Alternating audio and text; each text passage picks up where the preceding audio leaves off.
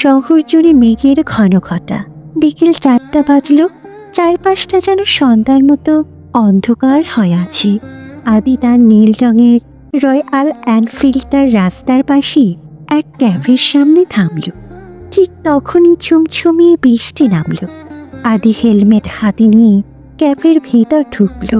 চশমায় জমে থাকা বৃষ্টির জল মুছতে মুছতে সে যখন মাথা তুলল, তখন ঠিক তার সামনের টেবিলটাতে বসা মেয়েটিকে দেখে তার হৃৎস্পন্দন যেন এক মুহূর্তের জন্য থেমে গেল।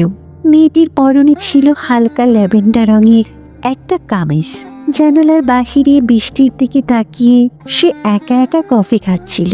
জানালার কাছে ভেদ করে আসা বিকেলের মলিন আলোয় তার মুখটা কোনো শিল্পীর আঁকা ছবির মতো মনে হচ্ছিল।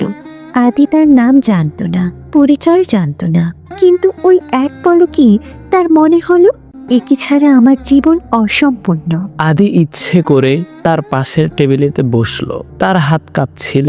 সে গিটারিস্ট, হাজার মানুষের সামনে কনসার্টে গান গাইতে যার ভয় লাগে না, আজ একটি অপরিচিত মেয়ের সামনে বসে তার গলা শুকিয়ে আসছে। মেয়েটি হঠাৎ গাড় ঘুরিয়ে আদির দিকে তাকালো। দুইজনের চোখাচোখি হলো কয়েক সেকেন্ডের জন্য। আলিশা মৃদু হাসলো। সে হাসিতে কোনো ক্লান্তি ছিল না, ছিল এক অদ্ভুত নিস্তব্ধ। আদি ঘোরের মধ্যে বলে ফেলল, বৃষ্টি কি আজ থামবে না?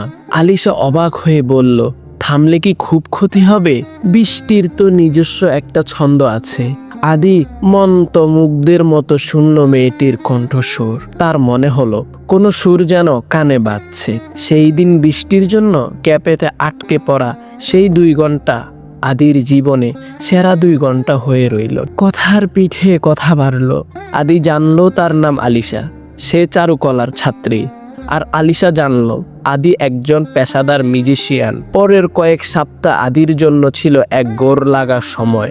সে প্রতিদিন ওই ক্যাফেতে যেত, শুধু যদি একবার আলিশার দেখা পাওয়া যায়।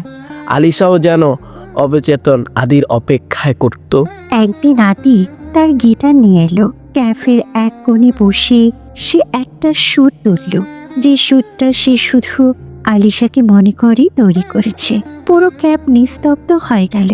গানের শেষে আলিশার কাছে এসে বসল। তার চোখে জল।